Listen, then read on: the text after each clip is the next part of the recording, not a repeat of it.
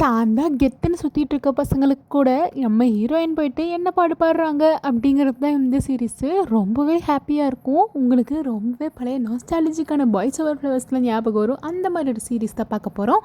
வாங்க சீரீஸ்குள்ளே போகலாம்.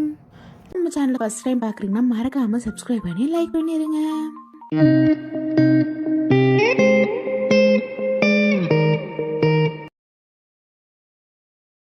நம்ம ஹீரோயின் ஒரு கிராமத்தில் இருக்கவங்க. அவங்க ரொம்பவே ஹாப்பியான ஒரு பீஸ்ஃபுல்லான வாழ்க்கையை வாழ்ந்துட்டு வந்துட்டுருக்காங்க. அவங்க பாட்டி கூட தான் வாழ்ந்துட்டுருக்காங்க. அந்த பேக்கரியை பார்த்துட்டு வாழ்ந்துட்டு வந்துட்டுருக்காங்க. இவங்களுக்கு ஒரு அப்பா இருக்குது. ஆனால் அந்த அப்பா வேறு கல்யாணம் பண்ணி ஃபாரினில் செட்டில் ஆகிட்டார். இவங்க பாட்டி கூட சந்தோஷமாக வாழ்ந்துட்டுருக்காங்க. பட் ஹையர் ஸ்டடீஸ்க்காக இவங்க அந்த ஊருக்கு போக வேண்டிய ஒரு சுச்சுவேஷன். இந்த ஊரில் இதுக்கு மேலே படிப்பு இல்லைம்மா, நீ அங்கே போய் நல்லா படித்து பெரியாளவா அப்படின்னு சொல்லிட்டு பாட்டி அனுப்பி வைக்கிறாங்க. பாட்டி நீங்கள் இங்கே பத்திரமா இருங்க, நான் போயிட்டு உடனே வந்துடுவேன், வேலையெல்லாம் கிடச்சிட்டு உங்களை நானே கூட்டு போயிடுறாங்க அப்படின்லாம் சொல்லிட்டு இருக்காங்க. ராஜாத்தி பத்திரமா போயிட்டு வாடி தங்கம், நான் உன்னை ரொம்ப மிஸ் பண்ணுவேன்னு சொல்லிட்டு பாட்டியும் பேத்தியும் ரொம்பவே எப்படி பாசமெல்லாம் பொழிஞ்சிட்டு அங்கேருந்து ஹீரோயின் வேறு வழியே எல்லாமே கிளம்புறாங்க. அங்கே போயிட்டு அவங்க அப்பா கூட தான் இருக்க போகிறாங்க. அதாவது அப்பாவோட செகண்ட் ஃபேமிலி கூட. இவங்க இப்படி ரிக்ஷா ஆட்டோவில் போய்கிட்டு இருக்கும்போது ஆப்போசிட்டில் ஒரு கார் வந்து நிற்க, அப்படி அந்த ரிக்ஷா ஆட்டோ அப்படி நிலைக்குள்ளது தடுமாறிடுது. அப்போ ஹீரோயின் கீழே விழுந்துடுறாங்க. காருக்குள்ளேருந்து ஒரு பையன் ஓடி வரான். இவன் தான் நம்ம ஹீரோ. இவன் பேர் ஜாக். இவன் வந்துட்டு என்னாச்சு அப்படின்னு சொல்லிட்டு கேட்டுட்ருக்காங்க. ஹீரோயின் அங்கே ஒருத்தங்களுக்கு அடிபட்டிருக்கு, அதே பார்த்துக்கிட்டு இருக்காங்க.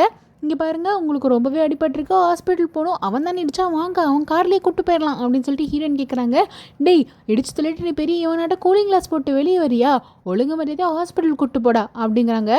அப்போ இவன் சொல்கிறான், என்னது ஹாஸ்பிட்டலுக்கு நான் கூப்பிட்டு போகணுமா, அதெல்லாம் முடியாது, வேணா காசு தரேன், நீயே கூப்பிட்டு போய் பார்த்துக்கோ, காசு தான் என்னால் தர முடியும், அதுக்கு மேலே ஒன்றும் பண்ண முடியாது அப்படிங்கிறாங்க. டேய், என்னடா உன் பணத்தை முறை காட்டிக்கிட்டு இருக்கியா அப்படின்னு ஹீரோயின் வந்து பிடிச்சிட்டு, ஐயோ தெரியாத ஊருக்கு வந்து தெரியாதனமாக பிரச்சனை பண்ணிக்கிட்டு இருக்கியா, அடங்குடி அடங்கு அப்படின்னு நினச்சிக்கிட்டு இருக்காங்க மனசுக்குள்ளேயே. பாருங்கள், நீங்கள் ஹெல்ப் பண்ணுவீங்களா மாட்டிங்களான்னு இவர் கடுப்பாய், போடி சரி தான் வேலையை பார்த்துட்டு போ, இவ பெரிய வேணா வரணும் அப்படின்னு சொல்லிட்டு கிளம்புறாங்க. இப்போ ஃபஸ்ட்டே முதல்ல ஆரம்பிக்குது. இதுக்கு 2 பேர் தொடர்ந்து. அதுக்கப்புறம் இவங்களை பிக்கப் பண்ணுறதுக்கு வேண்டி அவங்க அப்பா வந்திருக்காரு. ஆனால் நம்ம ஹீரோயின் அவங்க அப்பாவை இப்போ தான் ஃபஸ்ட் டைம் பார்க்குறாங்க. இவ்வளோ வருஷம் இருந்தாலும் அவங்க அப்பாவும், நீ தானே என் பொண்ணு, எங்கள் அம்மா சொன்னாங்க வா கூப்பிட்டு போகிறேன் உன்னை அப்படிங்கிறாங்க. இவங்க 2 பேருக்கும் அப்பா அப்பான்னு பாண்டிங்கே கிடையாது. ஏன்னா இவங்க தான் நம்ம ஹீரோயின் பிறந்தோடனே ஹீரோட அம்மா இறந்துட்டாங்க. அதனால வேறு கல்யாணம் பண்ணிட்டு வந்துட்டார். நம்ம ஹீரோயின் பாட்டி கூட வளர்ந்துட்டு இருந்திருக்காங்க. பட் இப்போ ரொம்ப வருஷம் கழித்து பார்த்தோன்னே இவங்களுக்கு டக்குன்னு அந்த பாண்டிங் வராது இல்லையா. அதனால காரில் வந்துக்கிட்டு இருக்கும்போது ஹீரோயின் சொல்கிறாங்க, இந்த மாதிரி டிராஃபிக்லாம் எங்கள் ஊரில் இருக்கவே இருக்காது, நாங்கள் ரொம்ப சந்தோஷமாக இருப்போம், நான் பாட்டின்னு பேக்கரியை பார்த்துட்டு நிம்மதியான வாழ்க்கை வாழ்ந்துட்டுருப்போம். ஆனால் என்ன பண்ணுறது, படிக்கிறதுக்கு இங்கே தானே வந்தாகணும் அப்படிங்கிறாங்க. அவங்க அப்பாவும், சரி வாமா, இந்த ஊரும் உனக்கு ரொம்பவே பிடிக்கும், அதுக்கு நான் கேரண்டி, வீட்டில் நீ உன் வீடு மாதிரியே இருக்கலாம் அப்படின்னு சொல்லிட்டு கூட்டிகிட்டு வராங்க. ஆனால் இவங்க வந்தது அந்த ஆளோட செகண்ட் ஒய்ஃபுக்கும் அவங்களுக்கு ஒரு பொண்ணு இருக்குது, அதாவது ஸ்டெப் மதருக்கும் ஸ்டெப் சிஸ்டருக்கும் சுத்தமாகவே பிடிக்கல. மூஞ்சியை காட்டுதுங்க. ஹீரோயினுக்கும் வேறு வழி இல்லாமல் இங்கே வந்துருக்காங்க. இவங்க எல்லாரும் ஏதோ வித்தியாசமாக நிறைய என்னென்னமோ சாப்பிட்றாங்க. அதுவும் சாப்ஸ்டிக்லாம் வச்சு சாப்பிட்டுட்டு இருக்காங்க. நம்ம ஹீரோ அவங்க பாட்டி கிட்ட நல்லா கம்ஃபர்ட் ஃபுட்டாக சாப்பிட்டு வாழ்ந்துட்டு இருந்தவங்க. உங்களோட கம்ஃபர்ட் ஃபுட் என்ன அப்படின்னு கமெண்ட்ஸில் சொல்லுங்கள். அப்படி வாழ்ந்துக்கிட்டு இருக்காங்க. இவங்க வந்து இங்கே அப்படியே அடாப்ட் ஆக ட்ரை பண்ணிக்கிட்டு இருக்காங்க. அப்போ அவர் சொல்கிறாரு, சரி எல்லாமே உனக்கு இனிமேல் அடாப்ட் ஆகிக்கோ, நீ எல்லாமே பார்த்துக்குவ, இதே மாதிரி நீயும் சந்தோஷமாக இருக்கலாம் அப்படிங்கிறாங்க. அவங்க தங்கச்சிக்கு மூஞ்சி போடுறத பாருங்கள். அதாச்சும் அவங்க சிஸ்டருக்கும் பிடிக்கல, அவங்க அம்மாக்காரிக்கு சுத்தமாகவே பிடிக்கல. இவங்க 2 பேர் தான் பாவம். ஹீரோயினுக்கு ஒரு வில்லியாக இருப்பாங்க போல். அதுக்கப்புறம் ஹீரோட அப்பா சொல்கிறாரு, இங்கே பாருமா, உன்னோட ஏதாவது ட்ரெஸ் இருக்கும்ல, அதையெல்லாம் அவட்ட கொடு, அவள் போய் போட்டுக்கிட்டோன்னா. அவங்க அம்மா, ஆமாம் உன்னோட பழைய ட்ரெஸ்ஸில் இருந்தால் எடுத்து கொடுங்கிறாங்க. இவங்க 2 பேருக்கும் மூஞ்சி இல்லை. இருந்தாலும் அவங்க அப்பா அம்மா நடிக்கணும்னு சொல்லிட்டு நல்லவ மாதிரி நடிச்சுக்கிட்டு இருக்காங்க. அந்த தங்கச்சிக்காரி என்னடானா ஏதோ ட்ரெஸ் எடுத்து கொடுத்து, இந்த மாதிரி ட்ரெஸ் தான் இனிமேல் நீ போடணும், இந்த ஊருக்கு வந்துட்டு இந்த மாதிரி பேண்ட்டு சட்டையெல்லாம் போட்டுக்கிட்டு இருக்கக்கூடாது, புரியுதா, நல்லா ஸ்டைலாக என்ன மாதிரி இரு, இந்த மாதிரி ஒட்டு கிழிச்சிக்கோ, அந்த மாதிரி பேண்ட் போட்டுக்கோ, ஸ்கெட் போட்டுக்கோ அப்படின்னு சொல்லிட்டு ஒவ்வொரு சீனை போட்டுக்கிட்டு இருக்கா. நம்ம ஹீரோயின் வந்துட்டு, என்னங்க சொல்கிறீங்க, இந்த மாதிரி ட்ரெஸ்லாம் எனக்கு பிடிக்காது, எனக்கு செட்டும் ஆகாது, நீங்கள் வேணால் இப்படி போட்டுக்கோங்க, நான்லாம் இப்படி போட மாட்டேன் அப்படிங்கிறாங்க. அதானே உன் கிராமத்து புத்தி உன்னை விட்டு போகுமா, இப்படியே கிராமத்தை நடவே அப்படின்னு சொல்லிட்டு ஓவர் சீன் போட்டுக்கிட்டு இருக்கா. ஹீரோனுக்கு கடுப்பாகுது லைட்டாக, இருந்தாலும் எதுவும் சொல்ல வழி இல்லையே, அதனால் அமைதியாக வந்து உட்காந்துடுறாங்க. அப்போ அவங்க பாட்டி ஃபோன் பண்ணுறாங்க, என்னம்மா உங்கள் வீடு உனக்கு செட் ஆகிடுச்சா, உங்கள் அப்பாவும் சித்தி அந்த பொண்ணெல்லாம் உன்னை நல்லா பார்த்துக்குறாங்களான்னு கேட்கும்போது ஹீரோயின், ரொம்ப நல்லா பார்த்துக்குறாங்க பாட்டி, நான் இங்கே ரொம்ப சந்தோஷமாக இருக்கேன், ஸ்கூல்லாம் போய் நான் என்ஜாய் பண்ணுறேன், நீங்கள் என்னை பற்றி கவலைப்படாமல் அங்கே நீங்கள் நிம்மதியாக மாத்திரைலாம் சாப்பிட்டுட்டு இருங்க அப்படின்னு சொல்கிறாங்க. அடுத்த நாள் ஸ்கூல் காட்டுறாங்க. ஹீரோயினை ஸ்கூலுக்கு கூட்டிகிட்டு போகிறாங்க. அங்கே போய் பார்த்தா எல்லாருமே பணக்காரங்க தான். அங்கே ஹீரோயினுக்கு வித்தியாசமாக இருக்குது. எல்லாருக்குமே யூனிஃபார்ம் கிடச்சிருச்சு, ஹீரோயினுக்கு இன்னும் யூனிஃபார்ம் வரல இல்லையா, அதனால இப்படி இருக்காங்க. ஆனால் அங்கே வந்து தங்கச்சிக்காரி இருக்கா இல்லையா, தங்கச்சிக்காரி பேர் மேக்ஸ்னு வச்சுக்கலாம். மேக்ஸ் இருக்கா இல்லையா, அவள் வந்துட்டு ரொம்ப சீனை போடுறா. அங்கே வந்து நம்ம ஹீரோயின் யாருன்னே தெரியாத மாதிரி ஓடி போகிறா. ஹீரோயின் யாரோ கிளாஸ் ரூம் எங்கே இருக்குன்னு கேட்கும்போது என்கிட்ட ஏன் கேட்குறேன், என்கிட்டலாம் இங்கே வந்து பேசிக்கிட்டு இருக்காத, உங்ககிட்ட நான் பேசுகிறேன்னு தெரிஞ்சாலே எனக்கு அது அவமானம், உலக மாதிரியே போயிரு அப்படின்னு சொல்லிட்டு ரொம்பவே ஹீரோயினை கலாய்க்கிற மாதிரியே பேசிகிட்டு இருக்கா. ஏதோ ஹீரோயின் டவுனாக இருக்க மாதிரி. ஹீரோயின் கூட கடுப்பாகுது, என் கூட பேசினா உன் மானம் போயிடுமா, அப்படி என்னடி நான் பண்ணிட்டேன்னு சொல்லிட்டு. ஆனாலும் எதுவுமே பேசாமல் அமைதியாக இருக்காங்க.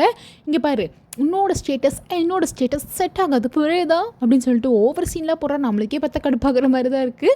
அங்கேருந்து அப்படியே போயிடுறாங்க. அவங்க ஃப்ரெண்ட்ஸ் வந்துட்டு யார்டி அந்த பொண்ணு அப்படின்னு சொல்லிட்டு கேட்குறாங்க.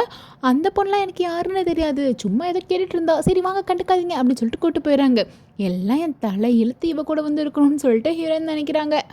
அதுக்கப்புறம் அங்கே ஒரு டீச்சர் வந்திருக்காரு. அவர் வந்துட்டு கூட்டிகிட்டு போகும்போது ஒரு புது ஃப்ரெண்டு வராங்க.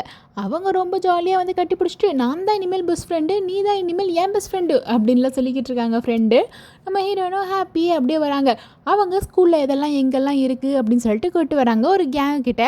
இவங்கெல்லாம் வந்து ஃப்ரெண்ட்ஸ் கேங்கு. இவங்க எல்லாருமே ரொம்ப நல்லவங்க, நம்ம ஹீரோயின் கூட எப்பயுமே துணையாக இருக்கும் அப்படின்னு சொல்லிட்டு சந்தோஷமாக இருக்காங்க. இவங்களாம் அந்த சீன் போடுற பார்ட்டிஸ் கிடையாது, ஜாலியாக இருக்க பார்ட்டிஸ். இவங்க எல்லாரும் இப்படி பேசிகிட்டு இருக்கும்போது எல்லாரும் கதறிட்டு ஓடுறாங்க. அடாவடி பாய்ஸ் வந்துட்டாங்கடி, வாங்க வாங்க, அவங்க 3 பேரை பார்க்க நமக்கு 3 நாளாக காத்திருக்கணும், எல்லாரும் வாங்க ஓடி வாங்க அப்படின்லாம் எல்லாம் பில்டப் போட்டுட்ருக்காங்க. ஹீரோனுக்கு ஒன்றுமே புரியல, என்ன நடக்குது அப்படின்னு சொல்கிறாங்க. அவங்க ஃப்ரெண்ட்ஸ் வந்துட்டு வா வா வா அப்படின்னு சொல்லிட்டு கூப்பிட்டு போகிறாங்க. அடாவடி பாய்ஸ் வராங்க. இருக்கிறதுலே செம்ம அழகானவங்க, ரொம்பவே ரிச்சானவங்க, ரொம்பவே அழகானவங்க அவங்க தான். அதனால வா வா இந்த ஸ்கூலுக்கே கெத்தவங்க தான் சொல்லிட்டு கூப்பிட்டு போய் ரொம்பவே சீனை போடுறாங்க. இவனுங்க தான் அந்த 3 பேர். பொண்ணுங்கள்லாம் போய் அவங்ககிட்ட வழிய போகிறாங்க. ஆனால் அவனுங்க யாரையுமே கண்டுக்க மாட்டானுங்க, அப்படியே கெத்தா சுற்றிக்கிட்டு கிடப்பானுங்க. ஹீரோயின் வந்துட்டு எங்கே அந்த அழகுனங்களை பார்க்கலாம் அப்படின்னு சொல்லிட்டு பார்க்க ட்ரை பண்ணுறாங்க. பட் கூட்டத்தில் அவங்களால பார்க்க முடியல. டக்குன்னு ஏதோ ஒரு பொம்மை வருது. பொம்மை வந்து அப்படியே ஹீரோயினை தள்ளி விட அப்படியே அந்த கூட்டம் கலைஞ்சிருது. ஹீரோயின் அந்த 3 அடாவடி பாய்ஸை பார்க்கவே கிடையாது. அந்த அடாவடி பாய்ஸில் ஒருத்தன் தான் நம்ம ஹீரோ ஜாக்கு. அதை கண்டிப்பாக நீங்கள் கெஸ் பண்ணியிருப்பீங்க இல்லையா, ஜாக்கு தான் அந்த அடாவடி பாய்ஸோட லீட்ரு. அப்புறம் எல்லோரும் லஞ்ச் பீரியடில் உட்காந்துட்டு கேஃபிடேரியாவில் சாப்பிட்டுக்கிட்டு இருக்காங்க. அப்போது ஒரு பொண்ணு என்ன பண்ணான்னா, அந்த அடாவடி பாய்ஸில் ஜாக்கோட ஃபோட்டோஸ் எல்லாம் எடுத்து அதை ஒரு மாதிரி கொலாஜ் மாதிரி பண்ணி, இங்கே பாருங்கள் ஜாக் இதை உங்களுக்கு கஷ்டப்பட்டு நான் உங்களுக்காக பண்ணியிருக்கேன், வந்து வாங்கிக்கோங்க அப்படின்னு சொல்லிட்டு ஒரு புட்டி பொண்ணு சொல்லிக்கிட்டு இருக்கு. அதே பார்த்துட்டு ஜாக் கடுப்பாயிடுறான். இந்த ஃபோட்டோஸ் என்னோடய பர்சனல் ஃபோட்டோஸ்லாம் நீ எப்படி எடுத்த அப்படின்னு சொல்லிட்டு கேட்குறாங்க. அப்போ அந்த பொண்ணு சொல்லுது, ஆமாம் உன் பர்சனல் ஃபோட்டோஸ் தான் உன்னோட இன்ஸ்டாகிராம்லேருந்து எடுத்தேன் அப்படிங்கிறாங்க. என்னோடய இன்ஸ்டாகிராமை நான் டீஆக்டிவேட்டே பண்ணிட்டேன், அப்பயும் என்னோடய பர்சனல் ஃபோட்டோலாம் உங்ககிட்ட எப்படி இருக்குது அப்படின்னு ஜாக் கேட்கவும் அந்த பொண்ணு சொல்லுது, ஆமாம் நீ எப்போ ஃபோட்டோ போட்டாலும் அந்த ஸ்க்ரீன்ஷாட் எடுத்து வச்சுப்பேன், எல்லா ஃபோட்டோஸும் என் ஃபோனில் இருக்குன்னு. என்ன தைரியம் இருந்தால் நீ இப்படி சொல்லுவேன், இதெல்லாம் வந்து ப்ரைவசியை இன்டல்ஜ் பண்ணுறது, ஒழுங்கு மாதிரியே என் ஃபோட்டோவெல்லாம் உன் ஃபோன்லேருந்து டெலிட் பண்ணிடு, இல்லைனா பிரின்சிபல் கிட்ட சொல்லிடுவேங்கிறாங்க. இல்லை நான் சும்மா தான் வச்சுருக்கேன் அப்படின்னு சொல்லிட்டு அந்த புட்டி பொண்ணு சொல்லவும், இங்கே பாரு ஒரு டைம் தான் சொல்லுவேன், இல்லை பிரின்சிபல்கிட்ட கம்ப்ளைண்ட் பண்ணுமா, ஒழுங்கு மாதிரியே ரிமூவ் பண்ணிடுடி அப்படின்னு சொன்னேன். இந்த பொண்ணுக்கு மூஞ்சியே இல்லை, ரொம்பவே சங்கடமாக போயிடுச்சு எல்லாரும் முன்னாடியும். இப்படி ஒரு அடித்து வேற தள்ளி விட்டான்னா ரொம்பவே அவமானமாக போயிடுச்சு. ஆனால் இதையெல்லாம் பார்த்துக்கிட்டு இருந்த ஹீரோயினை என்ன தைரியம் இருக்கணும் அவனுக்கு, அவன் என்ன பெரிய இவன் நினைப்பா, ஒரு பொட்ட பிள்ளையே இத்தனை பேர் முன்னாடி அவமானப்படுத்துகிறான், எங்கள் கிராமத்தில் மட்டும் இப்படி பண்ணியிருக்கணும், இவனை வகுந்துருப்பாங்க அப்படின்னு சொல்லிட்டு அப்படியே ஓடி போகிறாங்க. நில்லுடி ஏழ்றையை கூட்டிடாத அப்படின்னு ஃப்ரெண்ட்ஸ் எல்லாம் சொல்லவும், என்னடா நினச்சிக்கிட்டு இருக்கேன்னு சொல்லிட்டு நேராக ஜாக் முன்னாடியே போய் நின்றுடுறாங்க. அப்படியே நிற்கும்போது வேற ஒருத்தன் ஒரு நடுவில் வர இவங்க அப்படியே வழுக்கி விட்டு கீழே விழுந்துடுறாங்க. ஃபஸ்ட்டே பல்பாக போயிடுது. ஆனால் அப்பயும் அதெல்லாம் கண்டுக்காமல் எந்திரிச்சு, என்ன நினச்சிக்கிட்டு இருக்க, நீ பெரிய இவனா, அந்த பொண்ணு ஆசையாக வந்து கொடுக்குது, நீ பெரிய இவன் மாதிரி பண்ணிக்கிட்டு இருக்க, ஒழுங்கு மாதிரியே தான் அந்த பொண்ணு கொடுக்குறதெல்லாம் வாங்கிக்கோடா, அப்படியே இல்லைனா உனக்கு தனியாக கூப்பிட்டு சொல்லணும், இத்தனை பேர் முன்னாடி அடிக்கிற, அவமானப்படுத்துகிற, கீழே தள்ளி விட்ற அப்படின்னு சொல்லிட்டு ரொம்பவே திட்டிக்கிட்டு இருக்காங்க. இவருக்கு ஒன்றுமே புரியல. சுற்றி எல்லோரும் வீடியோ வேறு எடுத்துகிட்டு இருக்காங்க. ஜாக் கிட்ட யாருமே இப்படி பேசுனதே கிடையாது. இது ரெண்டா ஃபஸ்ட் டைம் ஒரு பொண்ணு வந்து இப்படி பேசுதுன்னு சொல்லிட்டு எல்லாருக்குமே ஷாக்கு. ஒழுங்க மரியாதையாக போயிரு, நான் எதாவது சொல்லிட போகிறேங்கிறாங்க. ஆனால் அப்பயும் ஹீரோயின் விடாமல், இங்கே பாரு என்ன நினச்சிக்கிட்டு இருக்க, ஒழுங்கு மரியாதை இங்கே பாருடான்னு சொல்லிட்டு அப்படியே பிடிச்சி இழுத்து ஒரு அடி வேற விட்டுறாங்க. ஹீரோனுக்கு கொஞ்சம் நெஞ்ச கோவம் பயங்கரமான கோவம் வேறு வந்துருச்சு. இப்படி அடித்தோன்னே எல்லாருமே ஷாக்காகி அது அப்படியே ஃபுல்லாக சோஷியல் மீடியாவில் பரவிருச்சு. நம்ம ஜாக்கு அட்டாவடி பசங்க ஜாக்கியே அடிச்சிட்டா ஒருத்தி அப்படின்னு சொல்லிட்டு இப்போ எல்லாரும் பயங்கரமான திட்டு. எப்படி என்ன தைரியம் இருந்தால் நம்மளாம் அடிப்பான், யாரும் விடாதீங்கடி அவளை எல்லாம் பிராக்கிங் பண்ணியே சாவடிச்சிருங்க அப்படின்லாம் சொல்லிட்டு பயங்கரமான ஹேட் நம்ம ஹீரோயினுக்கு இப்போவே வந்துருச்சு. ஆனால் ஹீரோ அதை பற்றி எதுவும் பெருசாக கண்டுக்காம கீழே விழுந்ததில் ட்ரெஸ் எல்லாம் அழுக்காயிடுச்சுன்னு வேறு ட்ரெஸ்ஸை மாற்றிட்டு கிளாஸ் ரூமுக்கு போகிறாங்க. எல்லாருமே இப்போவே நம்ம ஹீரோனை ஒரு மாதிரி பார்க்க ஆரம்பிக்கிறாங்க. சரி ஹீரோயின் ஒரு இடத்துல போய் உட்காருவோம் அப்படின்னு சொல்லிட்டு ஒரு இடத்துல உட்கார போகிறாங்க. பார்த்தா ஹீரோயின் செலக்ட் பண்ண சீட்டுமே அந்த அடாவடி பாய்ஸோட சீட்டு, அதாவது ஜாக்கோட சீட்டு. நம்ம ஹீரோயினே நான் அங்கே தான் உட்காருவேன், என்ன சொன்னால் என்ன, அவங்கவுங்க சீட்டு அப்படின்லாம் கிடையாது, எனக்கு இங்கே தான் பிடிச்சிருக்கு அப்படின்னு சொல்லிட்டு அந்த இடத்துல வந்து உட்காடுறாங்க. இவங்கெல்லாம் எவ்வளோ தடுத்தும் ஹீரோயின் கேட்கவே இல்லை. அடாவடி பாய்ஸ் வராங்கடி வராங்க அப்படின்னு சொன்னோன்னே எல்லாரும் ஒதுங்கி போயிடுறாங்க. இதையே பார்த்துட்டு அவங்க ஹீரோயின் இருந்துட்டு நான் இப்படி தாண்டா உட்காருவேன், என்ன பண்ண முடியுமோ பண்ணுங்கடா அப்படின்னு சொல்லிட்டு கெத்தாக உட்காந்துட்டு இருக்காங்க. இவனுங்க ஒன்றுமே பண்ணல. டேய் அவளை மாற்றுங்கடா அப்படின்னு சொன்னோன்னே சேரோட அலேக்கா தூக்கிட்டு போய் அவளை வேறு இடத்துல உட்கார வச்சிடுறாங்க. ஹீரோயினுக்கு அவமானமாக போயிடுது. என்ன கடுப்பு, இவனுங்களை சும்மா விட மாட்டேன் அப்படின்னு நினச்சிக்கிட்டு இருக்காங்க. அதுக்கப்புறம் கிளாஸ் முடிஞ்சு காரிடாரில் வாக் பண்ணிட்டு வந்துக்கிட்டு இருக்காங்க. அப்போ 2 பேரும் வேணுன்ட்டே ஆப்போசிட்டில் வேணுன்ட்டே ஹீரோயின்ட்ட வம்பிழுக்கிறாரு. அப்போ ஹீரோ என்னை பார்த்தா உனக்கு எப்படி தெரியுதுன்னு சொல்லிட்டு மாறி பேசிகிட்டு இருக்க. அப்படியே வந்துச்சுல அதே பொம்மை வந்து தெரியாமல் தள்ளி விட ஹீரோயின் மேலே போய் விழுந்து அப்படியே கிஸ் வேறு பண்ணிடுறாரு. நம்ம ஹீரோயின் முழிக்கிறாங்க கொட்டை. எல்லாருமே ஷாக்கு, என்னடா இது 2 பேரும் கிஸ் பண்ணிட்டாங்கன்னு சொல்லிட்டு உடனே அதை போட்டு எடுத்து அது ஃபுல்லாக பரவ ஆரம்பிச்சிருச்சு. ஹீரோயின் மறுபடியும் ஃபேமஸ் ஆகிட்டாங்க. என்ன தைரியம் இருந்தால் இவ இப்படி பண்ணுவான்னு சொல்லிட்டு எல்லாத்துக்குமே ஹேட்டர்ஸாக மாறிட்டாங்க. ஹீரோனும் கடுப்பாக என்ன தைரியம் இருந்தால் நீ என்ன கிஸ் பண்ணுவேன் அப்படின்லாம் சொல்லிக்கிட்டு இருக்காங்க. இங்கே பாரு, கிஸ்ஸோ புஸ்ஸோ என்னமோ இனிமேல் தாண்டி என் ஆட்டத்தை நீ பார்க்க போகிற இரு அப்படின்னு சொல்லிட்டு ஜாக் சொல்லிட்டு போகிறான். பாப்பண்டா உன் ஆட்டத்தை, அப்போ நான் என்ன புளியங்காவை பறிச்சுட்டு இருப்பேன், என் ஆட்டத்தை நீ பாப்படா அப்படின்னு சொல்லிட்டு ஹீரோயின் 2 பேரும் மாற்றி திரும்ப மோதல்ல இருந்து ஆரம்பிக்குதுங்க. அதுக்கப்புறம் ஹீரோயின் வெளியே போகிறாங்க. அங்கேயே ஒரு ஹோட்டலில் வேலைக்கு ஆள் வேணும்னு சொல்லிட்டு போடுறாங்க, வெயிட்ரஸ்க்கான வேலைக்கு. ஹீரோயின் எனக்கு வேணும்டா சாமி, என்கிட்ட காசே இல்லைன்னு சொல்லிட்டு அவங்க ஸ்கூல் பக்கத்தில் இருக்க ஒரு ஹோட்டலில் போய் வெயிட்ரஸாக வேலைக்கு சேர்ந்துக்கிறாங்க.